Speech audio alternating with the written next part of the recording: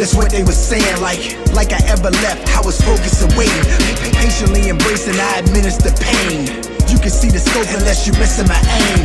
The world took. What's poppin', y'all? It's your boy D-Mark, aka D-Ron. So today, I'm back with another video. So, I just checked out last night's AEW All Out.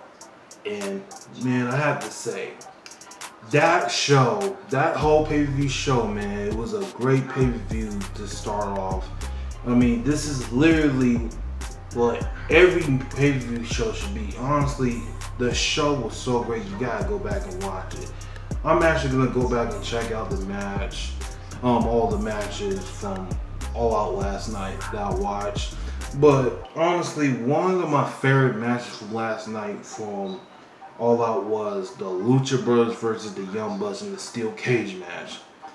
And honestly, I gotta check that match out again. That was a fantastic match. But anyways, today I'm gonna be checking out from What Culture Wrestling. This is ups and downs from AEW All Out in 2021.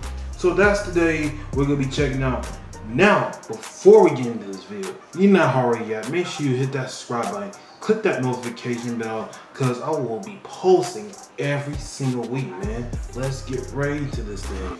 Ending to that pay-per-view, it's right up there, and it's probably number one. Why? Here's why.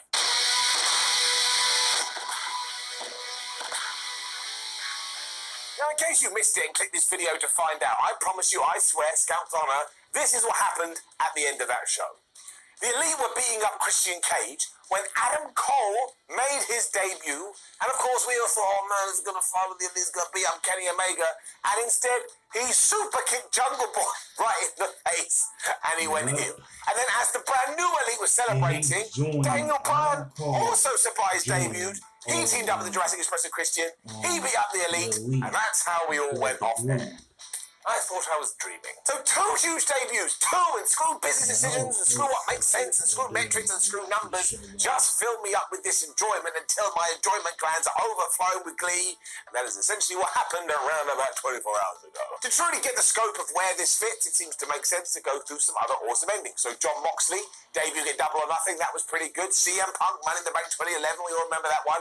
Seth Rollins and his cash-in at WrestleMania 31. Edge, when he was the first ever person to cash in the Money in the Bank. Becky Lynch at WrestleMania, when she only made event of the thing, but she was a 2-time champ. All of these are very, very good, and that's just me focusing on WWE. But even then, I cannot remember the last time I was sat down watching a pay-per-view, and when it was finished, I kind of felt like I had booked it, sat in my living room in my pants at 1 o'clock in the morning, surrounded by my friends. And that sounds like I sit in my pants when my friends are around. I don't. What I mean is, it would have just been a comfortable situation. We were going, lol, imagine if we did this. But we never actually thought it could transpire and happen on our television sets.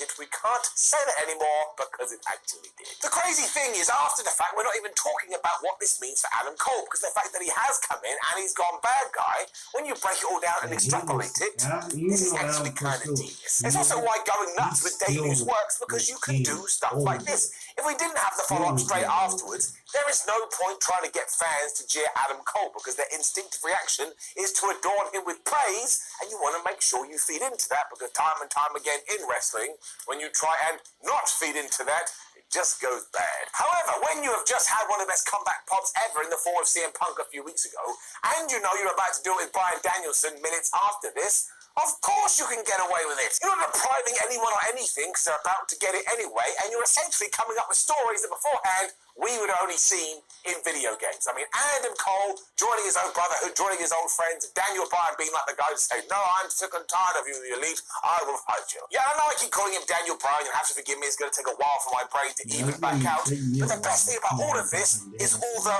whys, naturally, that it does leave us. Who's going to feud with who? Is this gang warfare? What's going to happen to the Young Bucks given they lost their tag team titles? Are they going to take on a crazy tag team like CM Punk and Daniel Bryan? Are we now going to go to full gear and do Bryan Danielson versus Kenny Omega for the world title, which off the record is exactly what I said they should do, but that was just a random prediction. I cannot believe I got it right. But honestly, I'll say it again, if I had posted this on Reddit or Twitter, I would have been kicked off the platform, because people would have been like, you've broken our rules, you can't come up with this kind of nonsense. It's not nonsense no more. If you want to break it right down as well, as clearly I do, It was just fun. Sometimes, and a lot of times, we just overthink this stuff. We're all like, oh, you can't have two very minutes with each other. That's just not the way of things. But why can't it be the way of things? Why can't we break new ground? And of course, there are arguments for and against, and I can't even remember a time when two debuts like this interacted so seamlessly, all happened so close together. But let's say in about 3, 4, 5, 6, 7 weeks, wherever it may be, we look back and go, man, that really was the worst thing ever. But it can't be the worst thing ever, because if you're feeling like me, and I bet you are feeling like me, you're so jazzed up, you're so buzzed, and you're so hyped, well, there it is. There's the positive. Drink it back. And you can really spread this love across the whole card. So don't want to leave out Ruby Soho, who will be a tremendous addition to the AEW roster.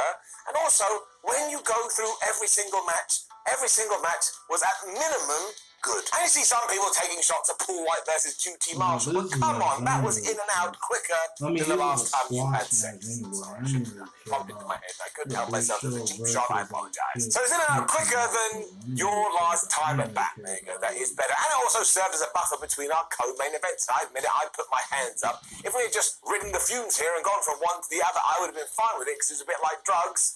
And as we have ended up here, CM Punk with Darby Allin. For a dude that's been gone 7 years, I think CM Punk just reminded us what he's so good at when it comes to professional wrestling. I love the fact he's now transformed himself into the wily veteran, and Darby Allin, week in, week out, just becomes a bigger and bigger star. And yes, there are people out there going, I can't believe he lost. Why are you focusing on that defeat? And why aren't you looking at the fact afterwards, CM Punk went, hey man, you're really good, and so did Sting. Man, I love Sting. Let's not pretend this wasn't part of the plan either. Punk almost serves as the foundation of all of this. So I assume Tony Khan went, well, I'm going to put CM Punk on the show, so I'm probably going to break all my pay-per-view records. Why don't I give these new fans, and old fans too, one of the best endings ever, so they stick with the show? And if that was his concept, what about that kind of stuff? I want to go back to what we were talking about before, and that's fun, joy, entertaining, and feeling all warm and fuzzy in your tum-tum. I want the ridiculous, I want the nuts, I want the potty, I want ideas that when you read on paper sound so bonkers, and I want to see how they go down on TV. And sometimes it's going to work, and sometimes it's not going to work, but it's so much better doing new and fresh than it is getting stuck in the Back to the Future machine. So I really did have an absolute whale of a time, and that's all a wrestling company needs to do. And nobody owes me anything. Look at me, I'm a bored idiot. But as soon as I had finished All Out, I went to watch the last 10, 15 minutes again. And that makes me a terrible employee, because I had ups and downs for AEW All Out to get done, and it was a little bit delayed. So somebody really should be firing me out of a cannon. So agree, disagree, it doesn't matter, you're allowed to do you, but this has just got me so excited about the future of AEW, especially when you start talking about dream matches. I mean, you can even do Daniel Bryan versus CM Punk now in All Elite Wrestling. I don't understand how we got here. And no, this doesn't mean that WWE sucks or I hate WWE. I can't stand it when that conversation sparks off. I love everything, but I honestly feel like AEW just took a bat and hit 492 home runs all at once. And who the hell knows what they're going to do on Wednesday? I can stop that now. I mean, we've got Minoru Suzuki versus Jon Moxley. So the Forbidden Door's going nuts. We've got Super Smash Brothers. We've got surprise debuts. Who the hell knows what's going to go on with the likes of Braun Strowman and Bray Wyatt? My word, I couldn't even predict it now. That's how I like my wrestling, as I figured out, truly off the wall. Now, please do leave a comment below and let me know a couple of things. One, what did you think about All Out overall? And two, what did you think about the ending? I know. My overall thoughts on the show was, it was just fantastic. My overall thoughts on AEW All Out from last night was just fantastic, man. All the great matches, the great debuts of Daniel Bryan, Adam Cole, and CM Punk, bro. That has not wrestled in the last 7 years, bro. Honestly, I'm gonna give my thoughts on this. On the matches that I really did like is the Lucha Brothers versus the Young Bucks and the Steel Cage for the AEW World Tag Team titles. I gotta say, that was one of the best matches I have ever seen. I mean, they were doing super kicks after super kicks, and they fall down and get right back up, and super kicking. It was like a super kick party. I really did enjoy it, and during the match they was like both teams was like bleeding. They was like leaking blood everywhere down like pouring down their face and stuff. I enjoy it. That's the match. That's something. That's matches like that I want to see more. I really enjoyed it. And the Lucha Bros wins. I wasn't expecting the Young Bucks. I wasn't expecting the Lucha Bros to win. I thought it was gonna be the Young Bucks, but they actually gave them something to do that's giving the Lucha Bros the titles. And I wish, hopefully, it will be the Jurassic Express facing the Lucha Brothers at Full Gear next month. I hope. Yeah, they announced it during the commercial. It will Full Gear will be on November 13th. I will be watching it. Hopefully, I will get my my opinion, my thoughts on it after the show afterwards. But honestly, just the match alone was the best one right here. And the Lucha Brothers and the Luchas like Penta celebrating with his family, and his daughter was outside and was giving them great love and support. It was being supportive and all of that. I really enjoyed it. And the CM Punk versus Darby Allin match, I really enjoyed it. For some reason, CM Punk is wearing tights now. And this is actually the first time I see CM Punk wearing tights. I did see him. Sorry, a mosquito, but he was wearing tights, and that was actually my first time I seeing him wearing tights. And he mostly just wear like trunks, like the tight trunks that he used to wear when he was in WWE. But when he was like years ago, he was wearing basketball shorts. That's kind of different. That I've seen him wearing tights now, but I have no problem with it. The Darby Allin match, CM Punk and Darby Allin match was great. CM Punk hasn't been doing like the moves like he used to, like jumping off the springboard or jumping off the top rope. He doesn't. I've seen some of that from last night. I didn't really pay attention to. He doesn't really do like the high flyer, like athletic wrestlers like he used to. But hopefully he could build more momentum doing that more since he's gotten back into wrestling. The man has not wrestled in 7 years, and I'm glad he's back in wrestling, and now he's in All Elite Wrestling and not in WWE no more. Thank God, because if he went back to WWE, they will definitely will not utilize him properly. They will not utilize him at all. So I'm glad he's in AEW, man. Hopefully they can do something with him since he's back, man.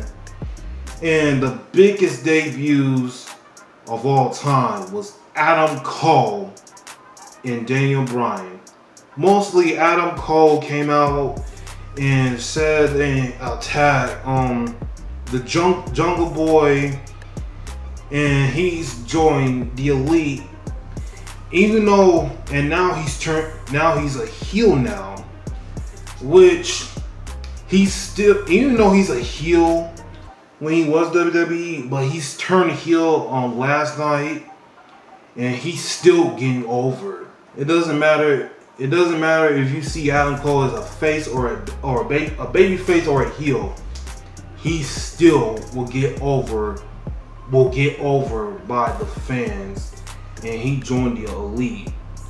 And then afterwards, Kenny Omega did a promo saying that no one can beat me, and then that no one else can beat me. I think that's what he said.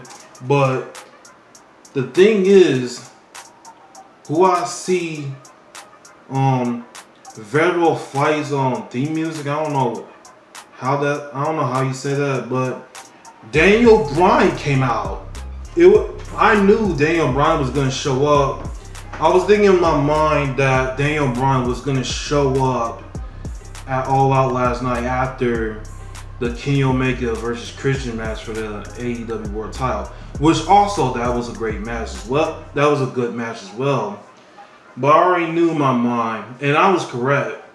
Daniel Bryan came out and started attacking the Elite, and afterwards he did a promo. He did a promo after the show went off. I did not see the promo. I did not see it. I gotta go back and watch. I had to go on YouTube and watch it. But overall, the show was so fantastic, and I'm gonna go back online and watch All Out again, man. I'm serious. That was a great show to watch. This is why I love wrestling. This is why, John Cena is literally the reason why I got into wrestling. I mean, I was just seeing like wrestlers that was so big and buff, like, that was so buff, this like picking up heavier dudes, man. I mean, I was thinking in my mind like, hey, I mean, this is kind of like entertaining. I mean, I should watch it, but honestly, WWE is going downhill. After that show, there's no way WWE is coming back after this. WWE's dead. So is NXT. And the way they build the logo for NXT, I don't know how that's gonna go since Vince is in the crew's running it. I don't really care about it. But overall, AEW All Out was great last night, and I definitely enjoyed it. And I hope you guys too, since y'all was at Chicago, Illinois last night. I hope y'all guys enjoyed it. But anyways, that's the end of my overall thoughts, and I hope y'all enjoyed it. Before I go, let me know down in the comments, what was your favorite match at All Out last night? It could be any match that you saw last night. Let me know down in the comments what y'all think, and also follow me all social medias down below, man. I'll be back with another video. I love y'all, and y'all stay safe out here.